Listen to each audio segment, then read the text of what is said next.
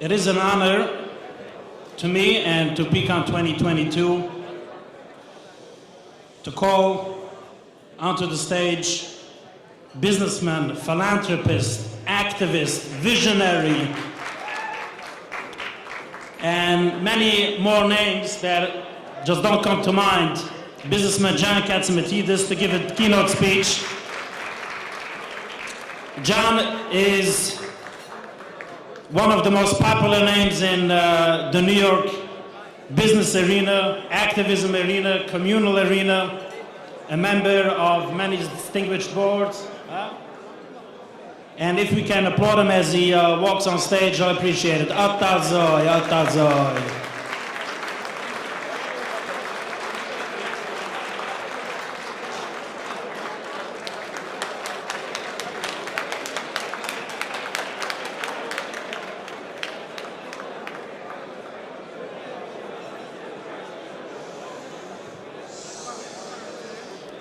Good evening.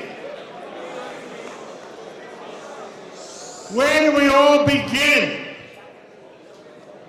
See, we get a loud voice, everybody else shuts up. Thank you for inviting me here.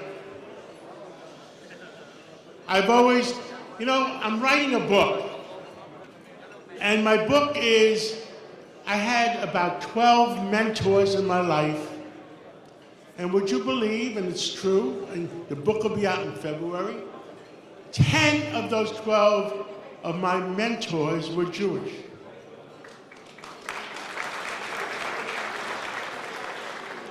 I grew up, I cannot run for president of the United States because my father was 6 months late bringing me to the United States. I was born in Greece, not too far away from Israel.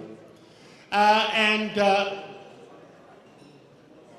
was raised on 135th Street in Harlem.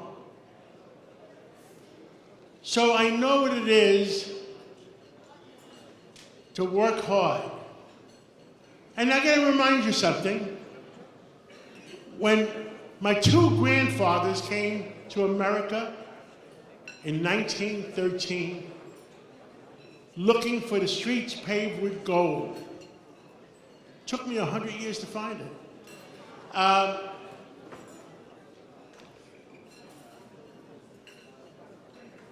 My father came to America in 1949.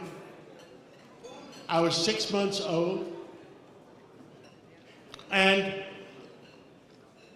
his two brothers that were here since the 20s and the 30s had to sign on the bottom line that if my father couldn't afford to pay the rent, they had to pay it. So what happened? My father worked 2 jobs, 7 days a week, to make sure he didn't put shame on the family. And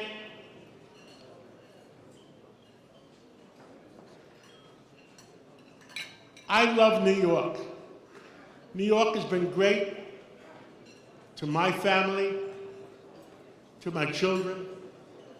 And I went through the bad times in New York. I remember 1977, when we had the blackouts, the riots, the 1988, 1990, when we had the recessions, 2000, 2007, 2008, and New York has always made a comeback, and we're going to make a comeback again now.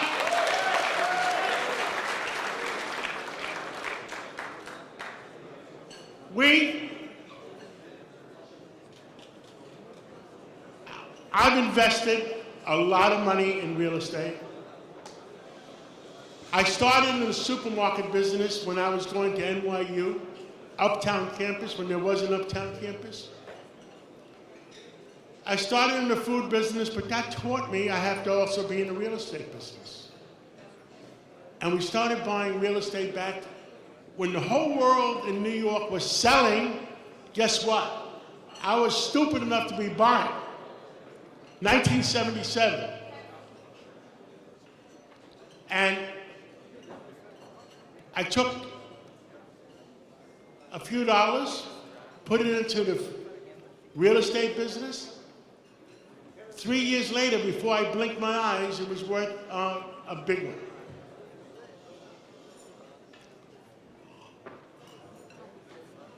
But New York,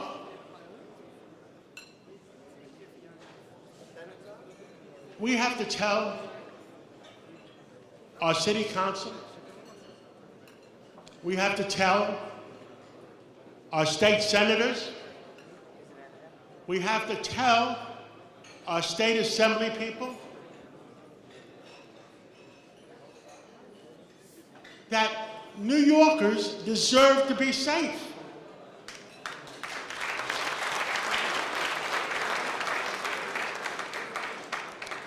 I introduced the police commissioner at an event last week, and I had her on my radio show. By the way, as a hobby, I bought WABC Radio, the #1 radio station on the East Coast. When I bought it 2 years ago, we were number 28. We're now the top 3 or 4 in the whole region, and thank you for all listening. So as I said, when we had the police commissioner on the show, you know the fact that came out? The fact is, we have 3,000 violent criminals in the city of New York. Repeat criminals. These violent criminals are committing crimes. They're let out by the system, by the bail law that was passed by the Assembly and the state Senate.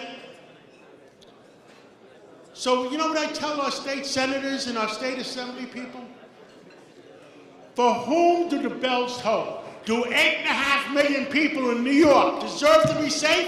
Or are you going to support the 3,000 criminals? Tell me!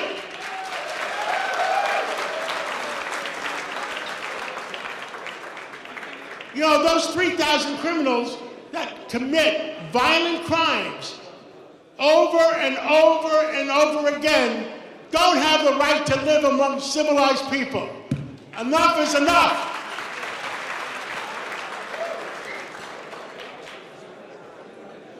The other problem is some of our politicians took, you know, Rudy Giuliani works for us. And you know what he tells me? He had 28,000 mentally ill people in hospitals. You know how many mentally ill people are in the hospitals right now? 3,000. You know where the rest of them are? On the sidewalks of New York. Those people deserve help. They deserve doctors. They deserve to be helped. They deserve medicines. Some of them are veterans. Some of them are just sick. But those people, they should be in hospitals, not on the streets of New York. So tell our politicians, let's help those people. Again, enough is enough.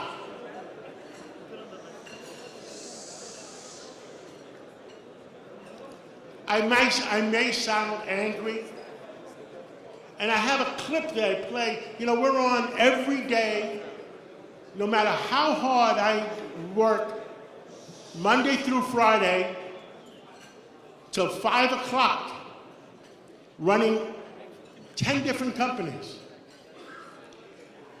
And I'm getting old. At 5 o'clock, I go downstairs to WABC and work every day between 5 and 6. You know why? And you know what our motto is at the end? Truth, justice, and the American way, and to keep America safe and to keep New York safe. I specialize, we have common sense Democrats, and then we have common sense Republicans. Today, in the studio with me, we had Judge Richard Weinberg, Supreme Court Justice, ran the city for 15 years with Peter Vallone back in the old days. We had Governor George Pataki, and we had Hank Shankoff, who was advisor to many presidents.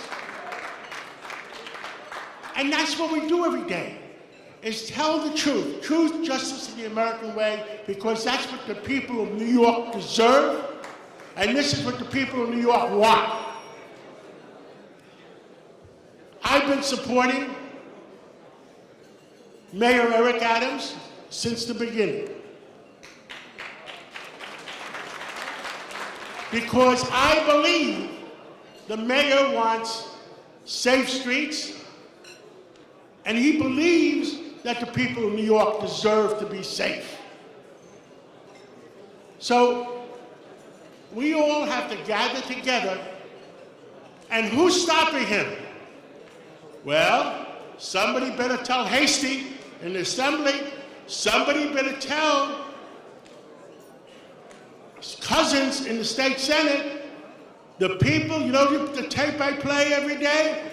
The people are as mad as hell, and they're not going to take it anymore.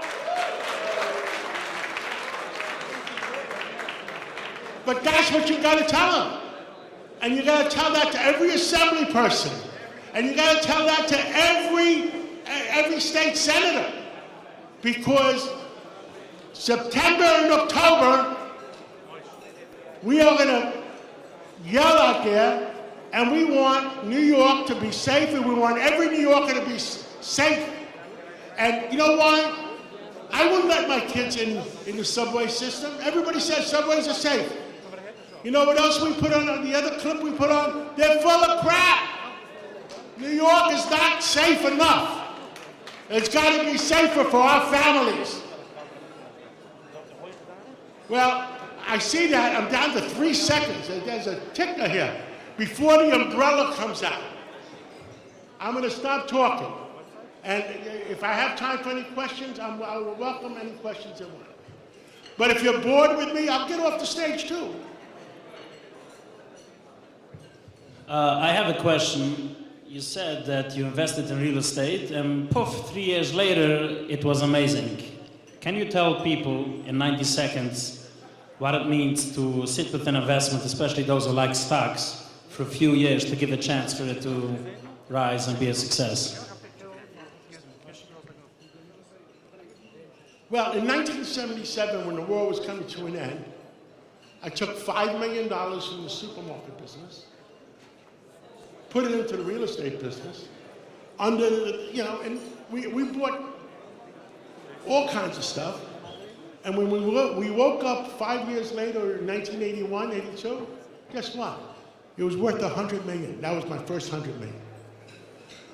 And that means go out, have confidence in New York. Have confidence in New York. Go out, because you know when you're supposed to buy, it's like the stock market. Buy when nobody wants it. And then it'll turn around. That answer the question?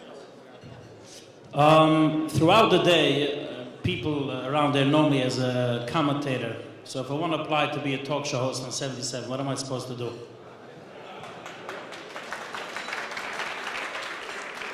You know, I found out when I bought WABC, I ended up being the program director, the news director, and I do the hiring. And you know what the most important thing is? You have people that know what they're talking about, and people want to hear them. Like I hired Bill O'Reilly. My people said to me, why are you hiring him? You're going to lose all your advertisers. You're hiring Bill O'Reilly, my God! Guess what? The man has common sense, and he tells it the way it is, and he's back on top again, and he helped WABC go higher and higher. I hired Greg Kelly, Commissioner Kelly's son. Greg Kelly's a smart kid. You know, Rudy Giuliani, you know, we supported him through all the ups and downs, and we hope he's going to be okay. But we supported him. And you know what important things are? You support friends and employees when things don't look good. You stand behind them. Thank you so much. Thank you.